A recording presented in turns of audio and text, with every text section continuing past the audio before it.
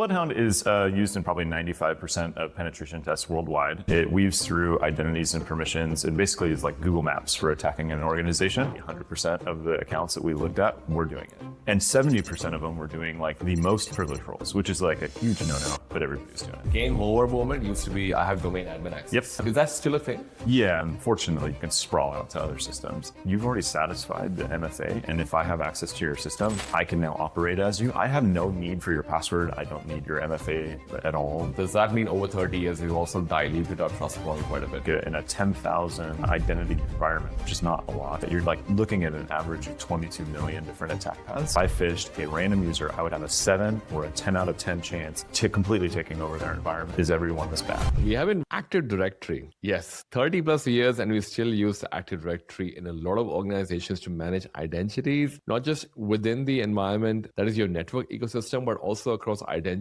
of work employees, identities across federated systems like the SaaS services as well. This has come a long way. I had a chance to speak to Justin Kohler from a company called SpectreOps, which is behind the well-known open source pen testing tool called BloodHound. Now, if you are a pen tester or offensive background person, you probably have heard of BloodHound before on how it's been effective on identifying some of the blind spots that most Active Directory deployments have. Justin and I unpacked a lot of this in terms of how this has evolved and changed over the years, specifically how today Active Directory is a lot more complex from just simply getting a network admin to now potentially getting access to laterally connected systems as well. All that and a lot more in this episode with Justin. If you have been working on the Active Directory space or probably looking to uplift some of those capabilities on how pen testers may be taking advantage of your Active Directory, then this is the episode for you, or share this for someone who may be looking into the same topic as well. As always, if you have been listening or tuning into the episodes of the podcast for a while and have been finding them valuable, I would really appreciate if you take a quick second to hit the subscribe or follow button on whichever podcast platform you may be listening or watching this on. We are on all platforms, including Apple, Spotify, YouTube, and LinkedIn. It's a free thing for you to hit the subscribe, follow button, but it means a lot to us because it helps spread the word to many more people too. I also want to say thank you to everyone who came and said hello to us at RSA. It was really great to finally meet a lot of you and also hear the feedback that you had about the work that we do here. Thank you so much for the love and support. I look forward to seeing you at another event as well. I hope you enjoyed this episode with Justin. I'll talk to you soon. Peace. Hello and welcome to another episode of Cloud Security Podcast with Justin. Thanks for coming on the show, man. Yeah, thank you for having me. Maybe to kick things off, if you can share a bit about yourself and your background as well. Yeah, so my name is Justin Kohler. I'm the Chief Product Officer at SpectreOps. We're well known for creating the very popular open source product, BloodHound. And we have an enterprise tool called BloodHound Enterprise. Yeah, very creatively named. That basically turns a problem on its head. And what is BloodHound? And obviously it's an open source project. Yep. What is BloodHound? Yeah, so BloodHound is used in probably 95% of penetration tests worldwide. It weaves through identities and permissions. It basically is like Google Maps for attacking an organization. Yep. Historically, we started it off in Active Directory because that's the kind of wet GUI center of most organizations. And then after that, we bolted on like Enter ID for hybrid environments. And then last week we announced a bunch of extensions. And that's where we're going this year. Interesting. And wait, so Active Directory, obviously makes me feel really old as I say this, yes. But is Active Directory still quite a bit used? Everywhere. Yeah, I think a lot of people are very sad that it's still in use. Unfortunately, it's kind of the backbone of most organizations today. I mean, even like very modern, like cloud native companies, they'll have some form of like Enter ID or AWS IAM, right? So like, but Active Directory, I would say is 95% of the enterprises worldwide have it. With Active Directory, obviously, is it still the same that it was 30 years ago, or no? I mean, it's changed over the years for sure, for the better, but you can only patch so much. And honestly, the things that BloodHound finds are not patchable. So we're not talking about vulnerabilities necessarily where you can just push a patch and then it's fixed. We're talking about like basically people just misconfiguring the system because it's so, you can customize it so much. And this is, again, no different than AWS IAM or GCP. It's just Active Directory's been around for 30 years. Yeah. And so there's so much technical debt built up. So, some admin that set it up 20 years ago is left and they have no idea why they put that permission there, but it just takes us to find it and exploit it. Oh, because to your point about now even cloud native people using it, so we have AWS connectivity. I mean, if you are in Azure, you're already on it as well. Yep. So are there instances where people are a combination of Active Directory, Entra ID, Yes. and so on? Yeah, I have a presentation today, and it's funny because like you see these IAM architecture maps that are all very well laid out, and then in reality, it looks like this mess of like, have you ever seen like those power pole systems where they're like immensely overloaded with cables running everywhere? That's what it really looks like on the inside. I mean, it's a combination of, identity teams today are probably managing, oh God, at least probably 10 different identity systems, right? Like when you think about the directory, they're going to manage Active Directory for sure.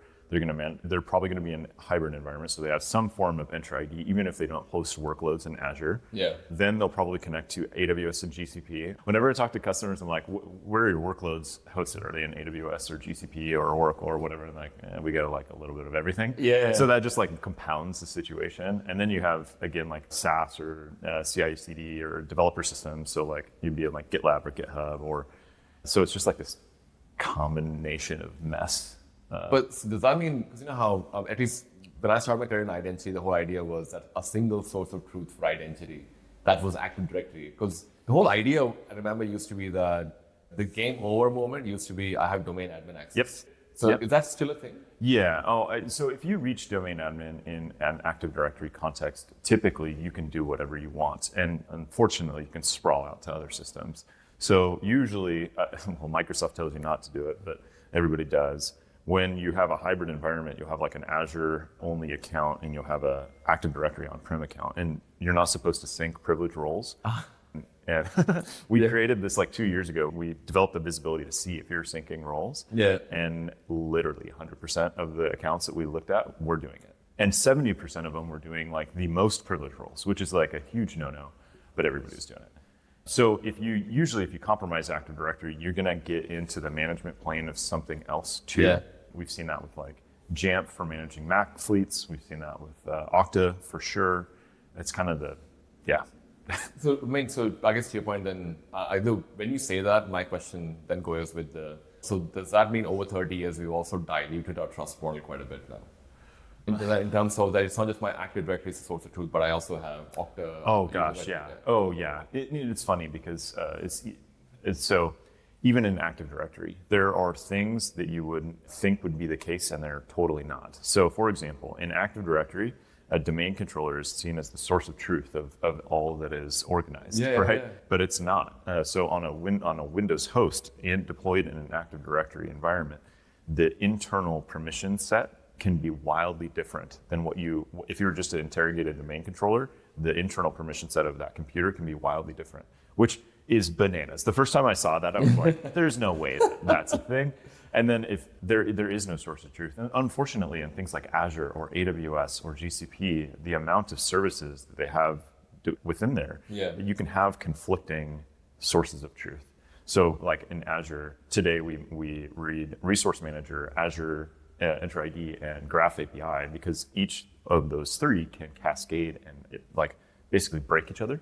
Does that make any sense? Yeah, wow. So I could be an admin or a non-admin in Entra ID, but I could have a graph role that allows me to grant basically the same thing. Oh, so there's a lot of crossover of permission. Yes, yeah, and AWS is the same way. So you have to kind of know everything. But so what about, as much, obviously being that old, it may have tech debts as well, but over time they've kind of gone down, built defenders. Yep. There's a lot of people have E5, E7 licenses. Yeah. They all are being told that we have security products and you got this and blah, blah. Is there like a gap in the identity component? Or I guess where I'm going with this is that a lot of people I work with in the advisory board as well, just like I've got Microsoft toolset, I'm a full Microsoft shop. Yep. I've got Defender, I've got Sentinel, I've got everything else. Is that not the true picture? Because to what I hear and what I hear other pen testers talk about is like BloodHound is great for finding all these. I mean, it doesn't have to be just a pen tester. I could be someone who's a security engineer in an organization, just curious about, hey, I wonder how exposed I am. Yeah. So putting that lens onto this, is the reality of Active Directory today a bit better with Microsoft tooling? Or is it actually, I don't know where I'm standing with this, because I feel, is there a blind spot here that am I trusting too much on the fact that if I have Microsoft tooling for security, is that enough? That is a great question. I think Microsoft does a lot of good work just like the other major like hyperscalers to hopefully prevent people from foot gunning themselves. Yeah. So like, are they blanket applying 2FA or MFA? Are they, like in Azure, they learned some of their lessons from Active Directory and they made it so that like as a non-admin, you couldn't take over an admin. So there are good things to be supplied by the hyperscalers, but I'd say like two different things. One, you kind of want an external validation of that. It's kind of like having your, there's like an analogy somewhere about like having the same people who write your paycheck do your taxes. You know what I mean? It's like how much do, you're saying the thing that you built is good and I should trust you. I'll audit how secure I am. Exactly. Beyond that though, I'd say that they're always only going to be able to give you a portion of the picture. So like Microsoft may know everything there is to know about their internal systems, but they don't know how it bolts on to something else. And we've seen historically people massively underthink the attack path problem and why it was so valuable for penetration testers early on and why BloodHound Enterprise is kind of like this eye-opening thing. Yeah. I mean, we got one of our customers was saying like, God, Active Directory should have just shipped with BloodHound like 10 years ago. Because it really just shows you like, I configured all these things. What is the net result of all these things? But what about people thinking that I've got federation, single sign-on everywhere, and you said MFA as well? Yes. Are those controls enough for it? So this is where I'm probably going to depress people. MFA and single sign-on are amazing technologies, and they were presented to solve a certain problem, right? So like I don't want to have a bunch of like simple passwords, and I want to be able to not enter a password in every 5 minutes to access some other thing. And for MFA, I brute force password spraying. It's going to prevent against that because then I have to satisfy a second factor. And everybody believes that that's the end of the story. Unfortunately, especially with we'll start with MFA. When you satisfy MFA, what happens is there is some method of like a token or there's an authorization like piece that's dropped onto your system. So it could be in the case of a browser, it's a cookie, right? Or in the case of Active Directory, it could be a token or a ticket or whatever. There's post-authentication material. And typically, most attackers are abusing the post-authentication material. Oh. So it makes it actually really frustrating. Like we've solved, or we're making it harder for attackers just to come in the front door and get their initial access. Yeah. But let's say they do get their initial access. You've already satisfied the MFA, and if I have access to your system, I can now operate as you. I have no need for your password. I don't need your MFA at all. Like I can just ride your authentication. And we've seen that with like a bunch of attacks. Like there was a really cool one out of Microsoft actually. They were talking about how somebody pivoted from on-prem and then took over the Azure systems. And they did that because they were satisfying conditional access because they were just routing to the computer that the admin was using to satisfy conditional access. So they just rode his system to route up to the cloud, which is pretty nasty. And then single sign-on is kind of the same concept, right? So again, if you're thinking that in a post-authentication context, I already have access to, like I've satisfied through Okta, so now I can access GitHub, I can access AWS, I can access this and this and this. And one of our big banking customers that's a huge fear of theirs, is they have all these like developers or identity teams making these individual decisions about, well, let's trust this in whether it be through SSO or SCIM or whatever it is. And they make all these individual decisions. They don't understand the ramifications of that, like the downstream effects. Again, not to say that anything's wrong with SSO, but you are connecting things in ways that you don't understand yet. And you don't understand the full picture of it. Yes. Yeah. But does that, I guess I'm sure people would be already thinking about this, but maybe least privilege is as vague as the word least privilege is. Does that help? Least privilege, again, I think it's hard for me to throw shade at a term that was created like 50 years ago. So last year was the 50-year anniversary of least privilege. Yeah, it was created in the 70s. You're older than Active Directory. Oh, yeah. And least privilege is great. But I think the true intent of least privilege is to prevent the type of attack paths that BloodHound uncovers. Right. Now, here's the problem, though, is everybody only analyzes least privilege from the context of a single identity. I am a user in a system. I have access to these resources. I use these resources to do my job. Is that more or less than what I should have? That's usually how people think about it. Right. So I either directly have access to like a finance system, or I'm a part of the development team. So then that group gives me access to submit like pull requests. The problem is they don't see the connecting tissue on the other end. So I'll give you an example. let's say I have the ability to reset your account, right? You're a different user. Yeah. My access doesn't stop. I now have all of your access and all of your access to every person that you can manipulate and so on. So if you can, like, let's say for some reason you have the ability to, we see this in, actually we just saw this in a GitHub environment. We could push a pull request to a branch in GitHub and actually assume the AWS role on the other end of the CI/CD system. So my access doesn't stop at GitHub anymore. Now I can go through AWS. And it was pretty nasty. I mean, we went from no privilege in GitHub, literally zero privilege, just the ability to push code, and to full control, could have deleted the customer's AWS tenant and shipped malicious code out through their S3 buckets to all their customers. So it's like, least privilege is an amazing thing to do, but I think it's incomplete. And it's also kind of saying, like, boil the ocean and maybe you'll fix the problem, versus look at the problem of, like, attack paths and focus on that. Like, what are you trying to, like, okay, Sally shouldn't have access to this system, or John shouldn't have access to the finance system. Well, let's try to figure out what the culmination of all those attack paths are and then shut them down. And that's kind of what we do for our enterprise clients. But do you find that, because obviously it's not just a regular user like you and I, but they're also system users. Oh, yeah. So how different would that be, I guess? The system users? As in, like, your non-human identity. Oh, yeah. Well, that's, so it's funny because people ask us, you know, what do you do for non-human identities? And I'm like, well, it's just an identity to us. Like, we never discerned between a human or non-human identity. They're always just an identity. And it's funny because I'm going to probably confuse people a little bit here, but identity itself is a little bit of an abstraction. And what I mean that is, it's like when people think identity, think the user or it could be some automation account, right? Yeah. But it's just really, at the end of the day, it's just an entity that has permissions over something else. That's all it is. So like a computer has like an Active Directory computer is an identity in itself. You can permission a computer to have permissions to do something else. With completely unassociated with a user. And the same thing, like, I mean, when you get into any, especially cloud system, you're creating just tons of non-human identities. And we don't discern between a human or a non-human identity. And actually, we find that it's the abuse of the non-human identity that leads to the worst outcomes. Oh, right. Oh, that's the worst case scenario. Yeah, because then you do a simple example in Active Directory. You take, like, control of a backup account and you can back up, like, you know, all these backup accounts. Like, that's just like taking backups or snapshots of all these systems, right? Or cut up them as well if you want. You can just cut up the entire backup if you want. Yeah, or like an SCCM admin. Like, you can push changes across the fleet as a SCCM account. So like I just want to take over the management plane of this thing, and then in, like, you know, GitHub or in that AWS example, if I just take over the CI/CD system, I can then route through AWS. So yeah. So it's interesting because we spoke about least privileges. We spoke about the fact that obviously Active Directory controls are probably not wholesome, for lack of a better word. You still need, like, additional verification on your part to continuously have an eye on this. Yeah.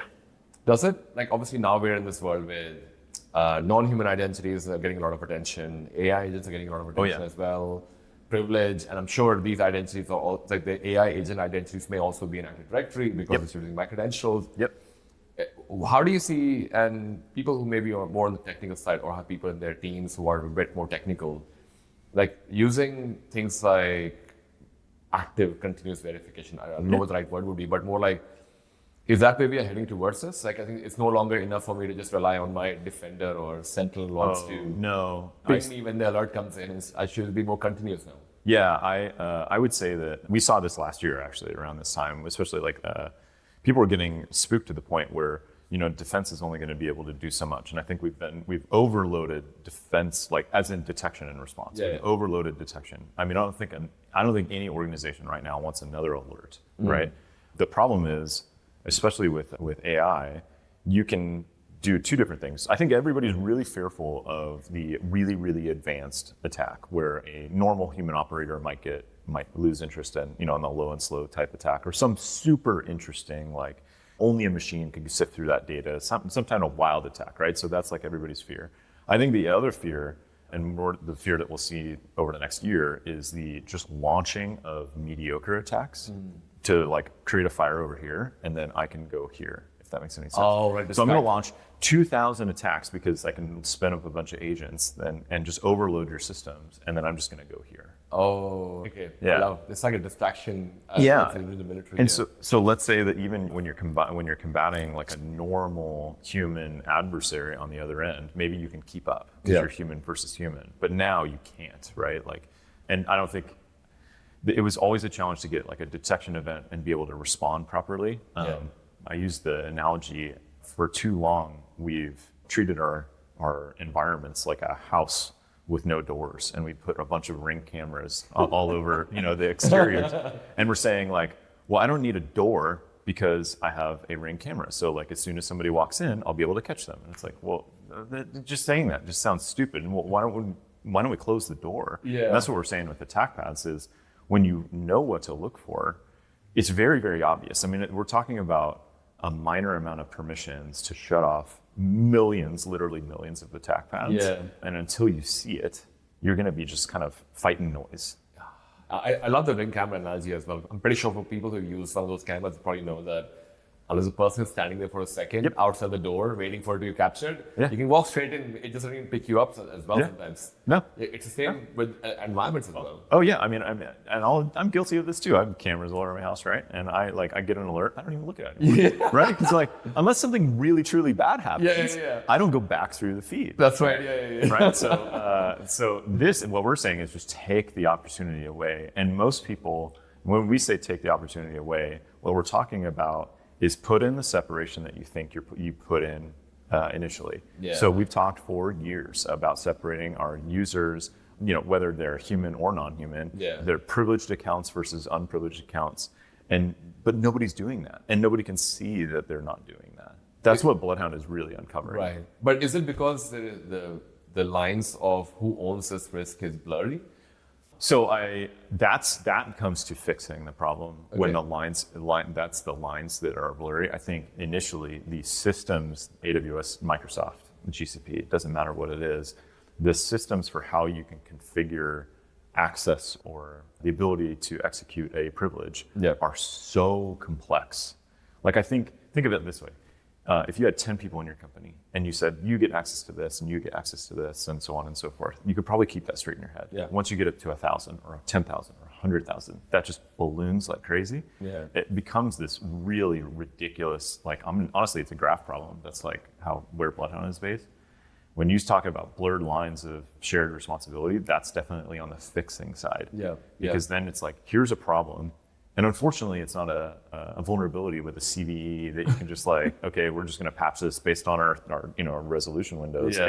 We configured this system 10 years ago. Yeah. Does someone remember why we did that? And Joe left already. Oh yeah, Joe's gone. Joe's gone. So a really important part of that is to be able to clearly articulate the risk of that configuration. Not just an attacker could use this, but how much of the environment is exposed to this risk. Yeah.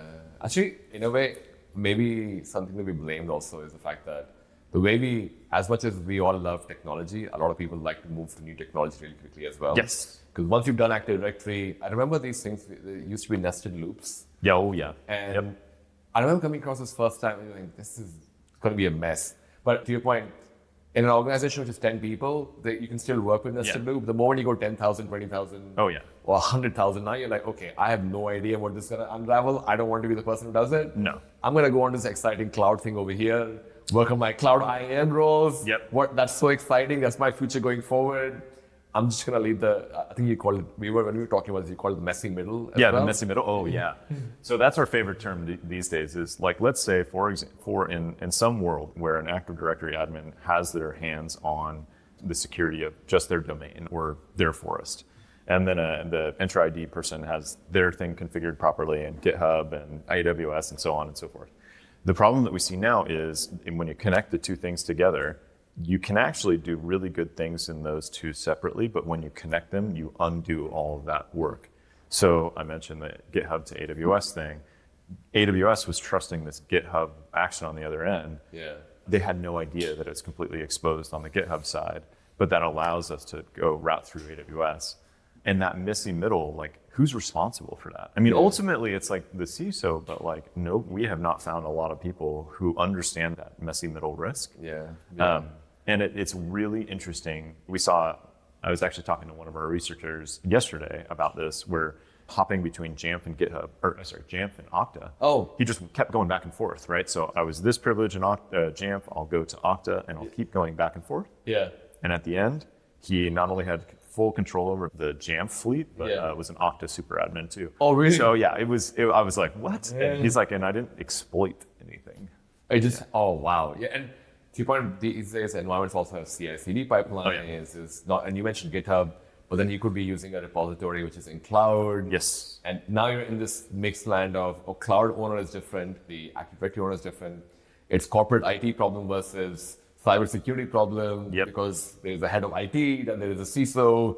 They obviously have different reporting lines. Is this? Yeah, and I think we see a lot of the organizations who have identity under the CISO seem to have the easiest method for fixing these quickly. Right. Like we see the resolutions of findings drop significantly when you have the identity team under the CISO. And I think that's just because they own the risk and they own the resources to fix it. Yeah, so, and I guess to your point, because the blurry line also comes in when you have deprovisioning done by another team. Yes. Which is, to your point, going back to what you were saying earlier, I went and asked for a permission, but say 6 months later, I come back and ask for another permission from another member of the team. There is no way for them to map that out for, hey, why do you need that new permission? Should we undo something that we have done before? And each of those requests in isolation are totally fine. Like you think of like an identity person like reviewing access requests or whatever, or a system that's handling that automatically. It's like, well, yeah, that's fine. Yeah. You know, but you don't get the full path of like, this person can go from 0 to deleting our AWS tenant because of these 10 different questions that he's asked us over the year. Yeah. Do you find, obviously we're at RSA and a lot of people are working on security programs for the rest of the year, or maybe doing it for 5 years doesn't make sense, but perhaps let's just say for the 2026 period, because AI is kind of changing a lot of things. Sure, yeah. So for people who are applying their security programs, where do you see are some of these legacy blind spots that they may be ignoring and what they should be thinking about? There's a lot of pressure on CISOs to be very AI forward as well. At the same time, there are obviously this tech debt that they're carrying for a while. Yeah. What's your recommendation for people who are trying to uplift a security program, who probably have an Active Directory, have Entra, have, I don't know, another identity provider and stuff as well? What's your recommendation to them at the moment? Well, I'm going to be admittedly very biased here. I think every CISO who has not seen a BloodHound view of their environment lives in a certain amount of fear that it's a matter of time before something's going to strike us, and I don't know how that will happen. I think a lot can come from just seeing the reality and making sense of that. I am a firm believer that you can remove any attack path, but that may not, and we have customers that get to 0, which is awesome, but not every customer needs to get there. And so there's a diminishing returns, right? So like if 100% of our environment has access to, delete or, brick our Active Directory environment or delete our AWS tenant, that's not good. But what is an acceptable threshold? Maybe it's 5% or 10%. You kind of need to know where you sit right now to see what type of shaky ground you're building the rest of these, fundamental capabilities. It's like, have you seen the funny meme of like when the SSH vulnerability came out? And it's like, there's all this like super cool stuff that we're building, and then there's like tiny little block of like an open source. It's like click, and that's honestly like, that's the fear, is you don't want those really cool things that you want to pursue to get knocked off because somebody created a fax machine account 20 years ago that some attacker's going to find. But does that mean people should stop over-indexing on Active Directory security, or maybe they're not even indexing on Active Directory security? They moved on to new things. I think people. Oh God, that's a really good question. Over-indexing on Active Directory security. I think people need to understand that there is a backbone of their environment that lives in Active Directory probably, and they need to understand what that means to their organization. I think hyper-focusing on it, especially when we're putting a lot of workloads into the cloud, probably isn't the right way. I wouldn't want to just focus on Active Directory. It needs to be like a consideration, because again, it is the backbone of so many identities today. Yeah. But really, you need to be able to see the risk across these different platforms and how they connect. Again, not just individually, what is the security of my Active Directory domain versus what is the security of my AWS environment. It's how have I connected the two, and maybe in weird ways that I didn't understand. Yeah. So would you say, because I imagine people who are coming from the Active Directory land, they cannot really rebuild their entire identity structure. That ship has already sailed. Yeah. So is the approach then, and because I was gonna actually, maybe I thought about this earlier and worthwhile asking, because obviously we started talking about BloodHound as a great pen testing tool.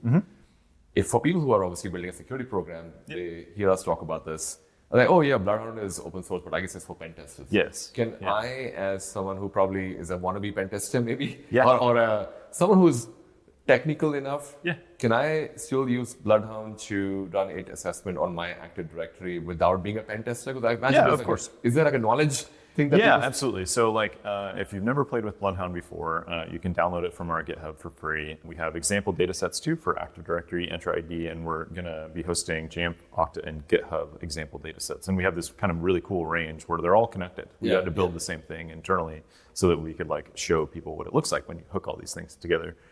So those example data sets, or you could run it against your own environment. If you are a security person at a company, and if you're planning on running this at your company, make sure you have permission, because it's going to light up every alert in the world.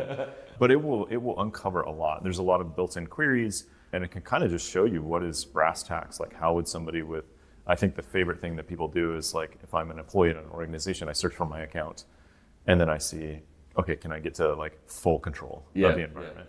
And 99% of the answer is yes, you can, and here's how you would do it. And it's shorter than you think, which is kind of sad. For enterprise accounts that want to that's what people have been doing for, honestly, BloodHound's 10 years old this year. And it's evolved considerably, but the practice of finding an attack path one by one and trying to fix them is you're really not going to make any progress that way. That's actually why we created BloodHound Enterprise. To give you kind of some statistics, we have in a 10,000 identity environment, which is not a lot, you're looking at an average of 22 million different attack paths. So you can't fix those one by one. That was the whole problem.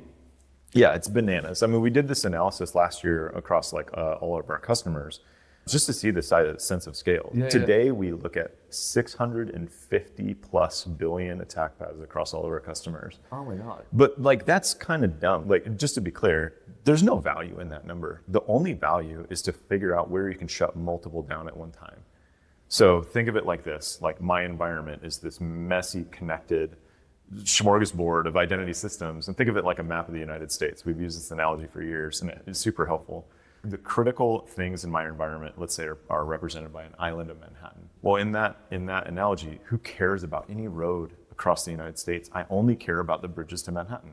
So I can cut off all of this access by just separating that. And that doesn't mean breaking my company in the process. I'm talking about putting in the separation between privileged and non-privileged identities that people have been saying we should do for 20 years, but they could never have the visibility to do. Is that because and to your point, maybe it goes back to the messy middle as well, because there is a technology part where you can use open source tools to identify how exposed I am. Yeah. But on the flip of it, it also opens up the conversation for people who are trying to build security programs for, do I need someone responsible for this? Yes. Do I need someone to just ongoingly do this as well? Yeah, and that's, I think the interesting thing is vulnerability management has been very focused on hosts and systems, right, and CVEs. What we're doing with attack paths is the identity half of vulnerabilities. And if people are only looking at one, they're not looking at how attackers are taking over companies today. Personally, the Spectre Ops, the other half of our company is all red team pen testing, right? We're the red team for Palantir, for OpenAI. So we have a lot of experience in attacking organizations. I think it's been 10 years since we've consistently thrown exploits. Because it'll just get us caught, and it's not the easiest way to attack an organization. It's usually through the identity. To your point, it goes back to the Manhattan example you said. If you are able to kind of find one of these, it doesn't have to be 22 million, but even if you find 4 that reduces the exposure, I don't know, by 25%, that is still a big win. Yeah. Oh, yeah.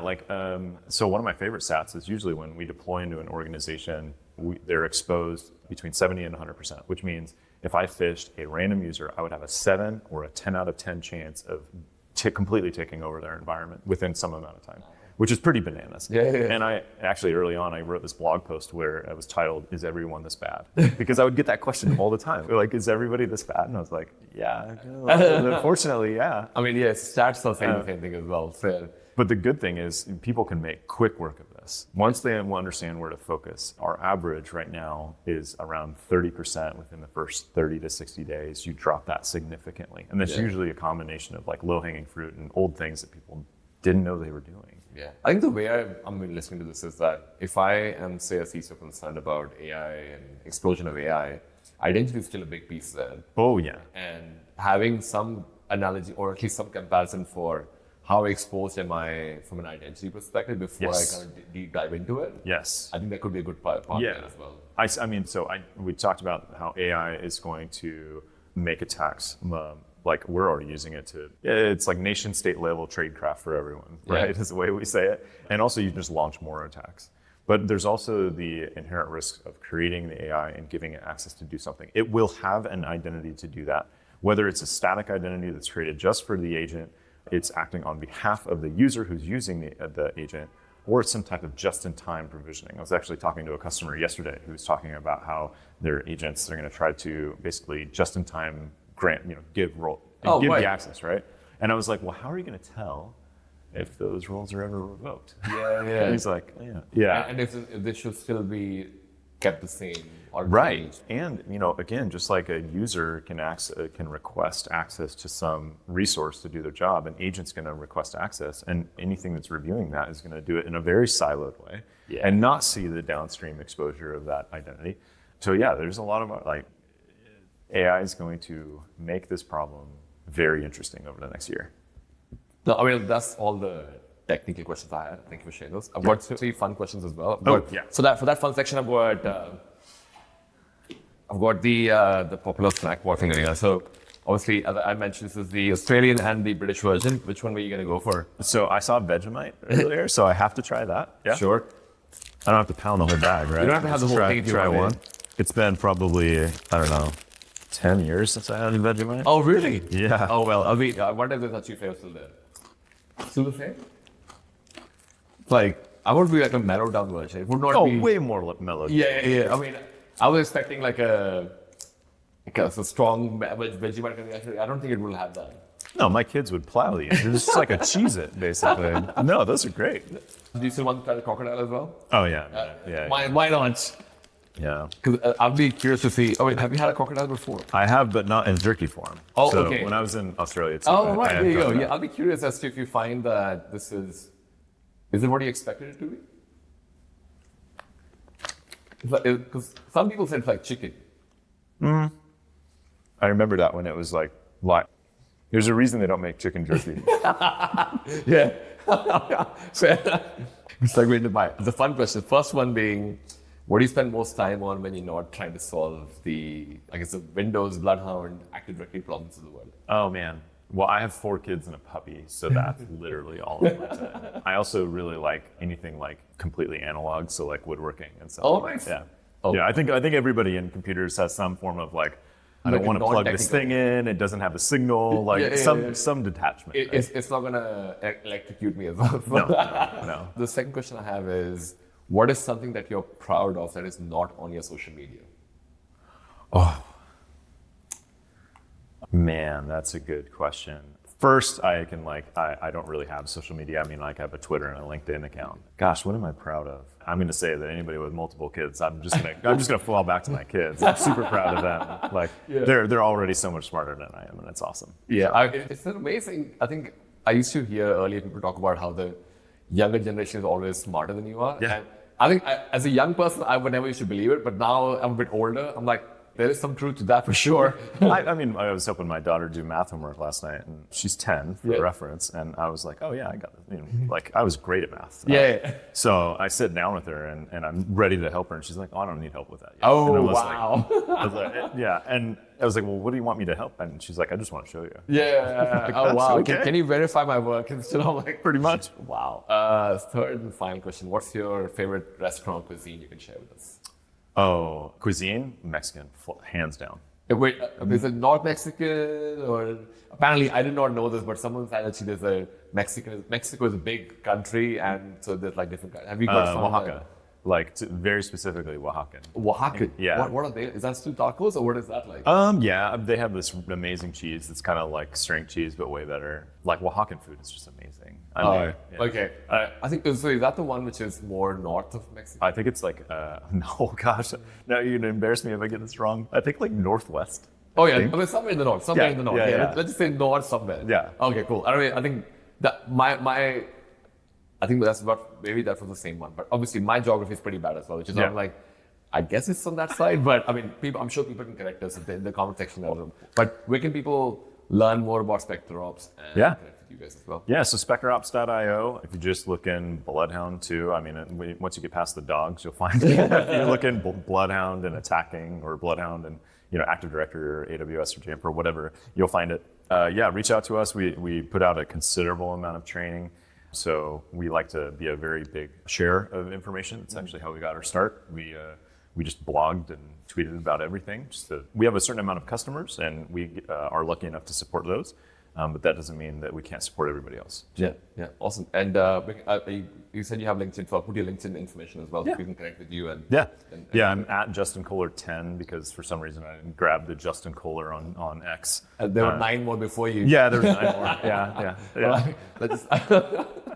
I feel for number 11 coming after us after this. Yeah, exactly. But this was amazing. Thank you so much. Thank you. Thanks everyone for tuning in as well.